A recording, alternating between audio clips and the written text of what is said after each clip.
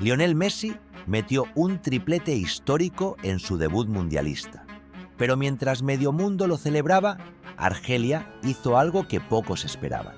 Presentó una queja formal ante la FIFA, exigiendo que se revise si Messi debió ser expulsado durante ese mismo partido.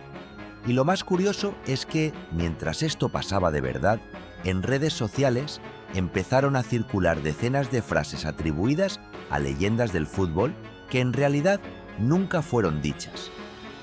Hoy vamos a separar lo real de lo falso, con pruebas, fecha por fecha y declaración por declaración. Messi llegó a esta Copa del Mundo en lo que muchos consideran su última gran cita mundialista, a los 38 años. Y desde el primer partido dejó claro que todavía tiene mucho que decir. Con su triplete frente a Argelia, igualó al alemán Miroslav Klose como máximo goleador histórico de los mundiales, con 16 goles. Y eso no fue todo. Ese mismo día se convirtió, junto a Cristiano Ronaldo, en el primer futbolista de la historia en disputar 6 Copas del Mundo distintas. Pero el partido tuvo otra cara. En medio de la fiesta goleadora, hubo una jugada que dividió opiniones en redes, en programas deportivos y finalmente también en las oficinas de la FIFA. Una entrada de Messi sobre un defensor argelino que no fue sancionada por el árbitro ni revisada por el VAR. Eso fue suficiente para que Argelia decidiera ir mucho más allá de una simple queja pública.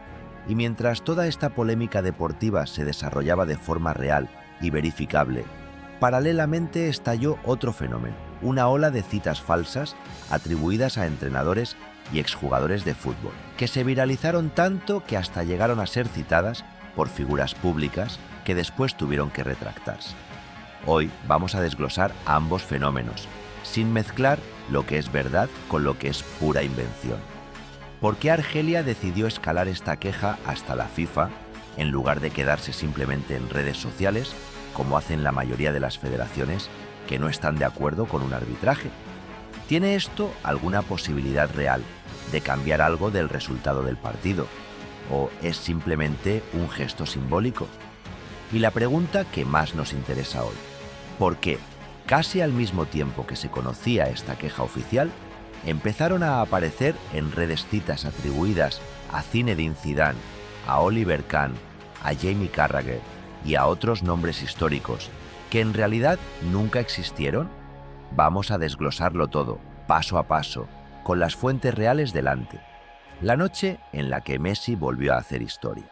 Antes de entrar en la polémica, hay que entender exactamente lo que pasó esa noche en el Arrowhead Stadium de Kansas City, porque los números por sí solos ya son una historia potente. Messi saltó al campo en lo que fue, además, su partido número 200 con la camiseta de la selección argentina.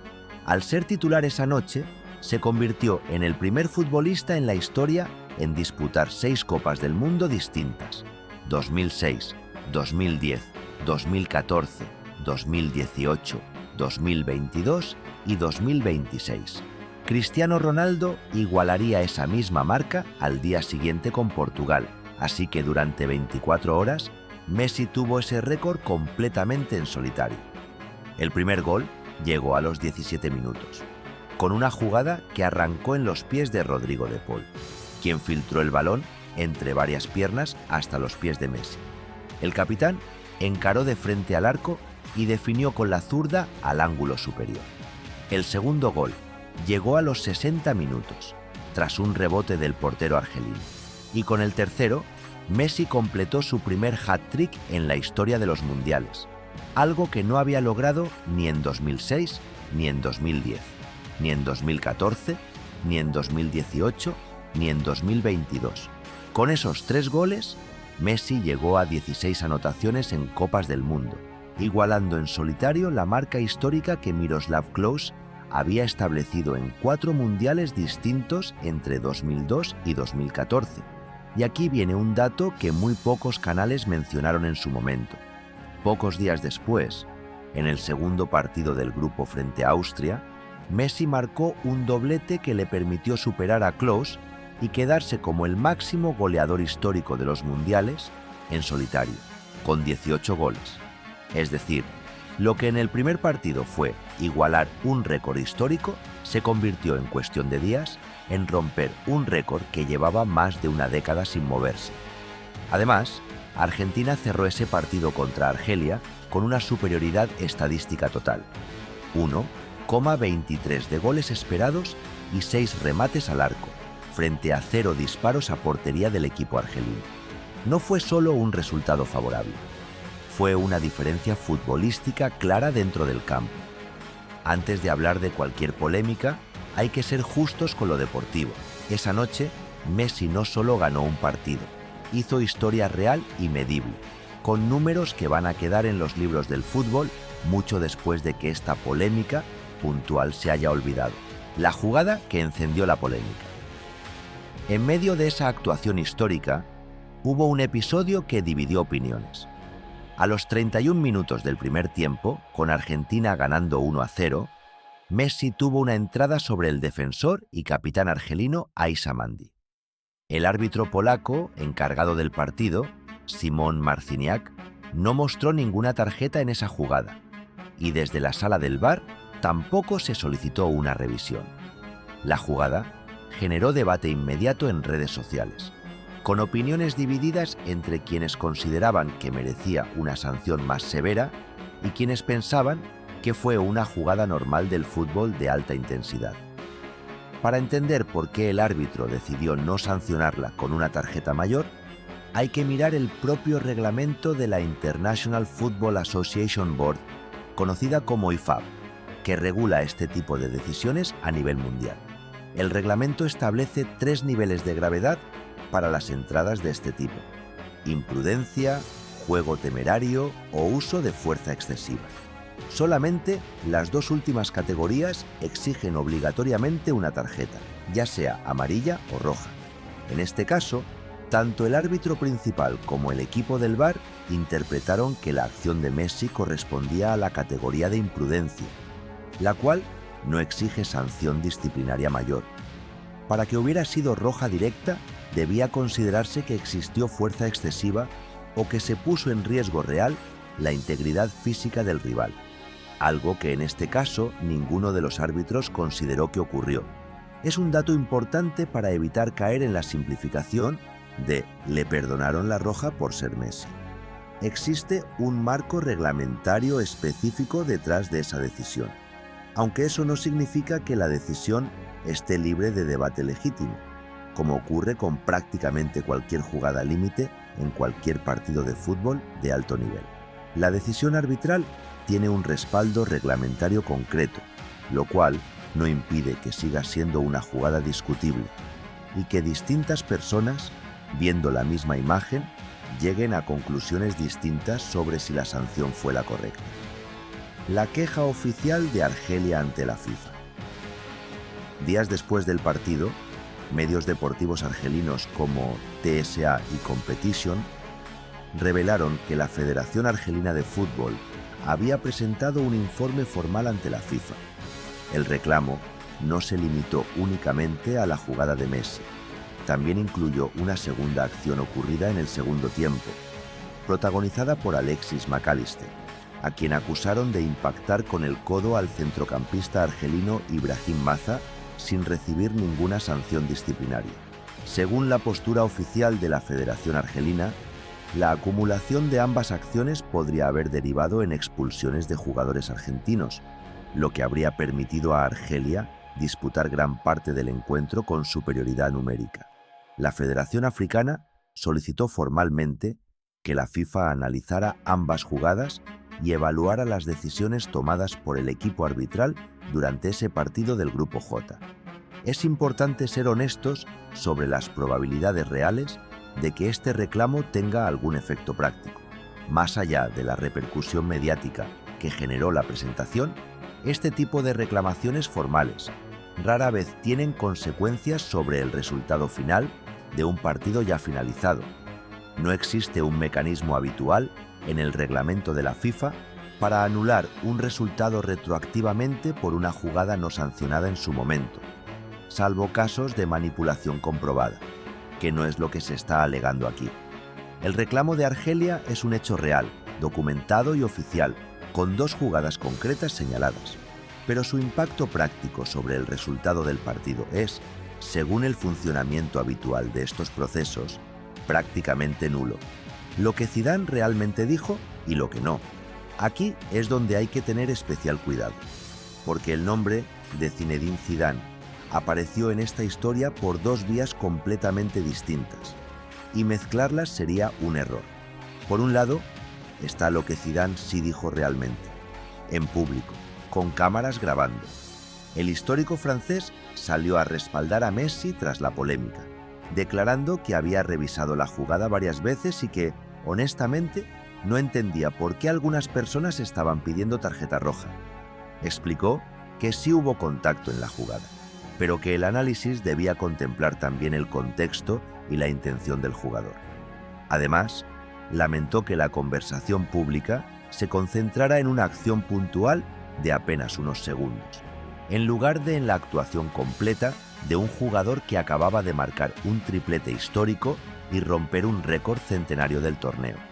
Por otro lado, hay un dato curioso y completamente real sobre la presencia de Zidane esa noche. Su hijo, Lucas Zidane, fue el portero titular de Argelia y recibió los 3 goles de Messi. Zidane estuvo presente en el estadio y hay imágenes reales, no fabricadas, donde se le ve con gesto serio tras los goles encajados por su hijo. Según medios locales argelinos, tras la derrota, Zidane bajó a hablar con el cuerpo técnico y administrativo del equipo, diciéndoles que perder ante el campeón del mundo no era el fin del mundo y que la diferencia la había marcado un jugador capaz de aprovechar las ocasiones como pocos en la historia. Todo lo que Zidane dijo realmente sobre este episodio está documentado, es coherente y no necesita ningún adorno adicional para ser una historia interesante. Un ex campeón del mundo defendiendo a otro mientras su propio hijo encajaba la goleada. El otro escándalo, las citas que nunca existieron. Mientras todo esto ocurría de forma real, en plataformas como X comenzó a circular un fenómeno paralelo de desinformación. Empezaron a aparecer publicaciones con presuntas declaraciones elogiosas hacia Messi, atribuidas a figuras como el exportero alemán Oliver Kahn, el excomentarista y exfutbolista inglés Jamie Carragher, el propio seleccionador de Argelia Vladimir Petkovic y el exfutbolista brasileño Clarence Seedorf. El problema es que ninguna de esas citas existía en realidad. No fueron difundidas por la FIFA, ni por ningún medio de comunicación serio, ni por ninguna fuente verificable. Estas publicaciones fueron identificadas y desmentidas por organizaciones de verificación de datos, que encontraron que muchas de estas citas ficticias eran difundidas por cuentas de X, identificadas como cuenta de seguidor o cuenta de comentarios, perfiles orientados a generar interacción mediante contenido viral, en algunos casos de forma automatizada. El objetivo de este tipo de publicaciones suele ser captar atención y, en algunos casos, monetizar el tráfico generado por el contenido falso, aprovechando además que en esa plataforma las cuentas con suscripción de pago suelen obtener mayor visibilidad en el algoritmo, independientemente de si lo que publican es verdadero. El caso más llamativo de esta ola de desinformación involucró, de forma irónica, al propio Vladimir Petkovic, el seleccionador argelino. Circuló una cita fabricada atribuida a él, con elogios exagerados hacia Messi, que terminó siendo compartida masivamente, incluso por figuras públicas de alto perfil en Argentina, que más adelante tuvieron que retractarse públicamente al confirmar, con ayuda de herramientas de verificación con inteligencia artificial, que la cita era inventada. Lo más irónico de todo este episodio es que Petkovic sí había hecho declaraciones reales y genuinamente elogiosas sobre Messi tras el partido, reconociendo la autoridad con la que el argentino había controlado el encuentro y la dificultad de preparar a un equipo para enfrentar a un jugador de ese nivel. Es decir, no era necesario inventarle ninguna cita adicional. Lo que dijo realmente ya era suficientemente elogioso por sí mismo. Existió una ola real de desinformación con citas falsas atribuidas a figuras reales del fútbol, pero, como suele pasar con este tipo de fabricaciones, La verdad real, lo que estas personas efectivamente dijeron, ya era de por sí una historia interesante, sin necesidad de inventar nada adicional. ¿Por qué este tipo de desinformación se propaga tan rápido? Vale la pena detenerse un momento en por qué fenómenos como este se viralizan con tanta facilidad, porque entender el mecanismo ayuda a protegerse de caer en la trampa la próxima vez. Según análisis periodísticos sobre este episodio específico, este tipo de fabricaciones suele apoyarse sobre una base real, en este caso, que Messi efectivamente jugó un partido extraordinario. Eso hace que cualquier elogio inventado, sin importar cuán exagerado sea, encaje perfectamente con lo que la persona acaba de presenciar con sus propios ojos. El cerebro humano tiende a aceptar con menos escepticismo la información que confirma lo que ya cree o lo que ya quiere creer, un fenómeno conocido como sesgo de confirmación. El hincha ve una frase que valida su entusiasmo, siente una conexión emocional inmediata y comparte el contenido sin verificar la fuente original. El problema es que estas fabricaciones no se quedaron únicamente en redes sociales de aficionados anónimos. Terminaron filtrándose en informes y notas publicadas por sitios de noticias alrededor del mundo, que tomaron las declaraciones virales como si fueran fuentes verificadas. En al menos un caso documentado, una de estas citas fabricadas llegó a ser mencionada en una conferencia de prensa oficial relacionada con el torneo, lo que demuestra hasta qué punto este tipo de desinformación puede perforar incluso filtros profesionales, que deberían detectarla antes de que se propague más. La combinación de una historia real e impactante, sumada al sesgo de confirmación de miles de personas que querían creer en elogios aún mayores, creó las condiciones perfectas para que la desinformación se propagara más rápido que la verificación. Y mientras toda esta polémica se cocina alrededor de Messi y Argelia, hay otro nombre histórico metido en su propio lío esta semana, pero por motivos completamente distintos: Kylian Mbappé. Hay roces reales y documentados con la Federación Francesa de Fútbol por temas de imagen comercial, por la distribución de entradas para familiares y hasta por unas supuestas vacaciones que la afición no vio con buenos ojos justo antes de un compromiso con la selección. En el próximo vídeo te voy a mostrar exactamente qué pasó, con las fuentes reales delante, separando lo que está confirmado de lo que todavía es solo interpretación mediática. Si no quieres perdértelo, suscríbete al canal y activa la campana de notificaciones, porque esta semana del Mundial 2026 se está poniendo cada vez más interesante.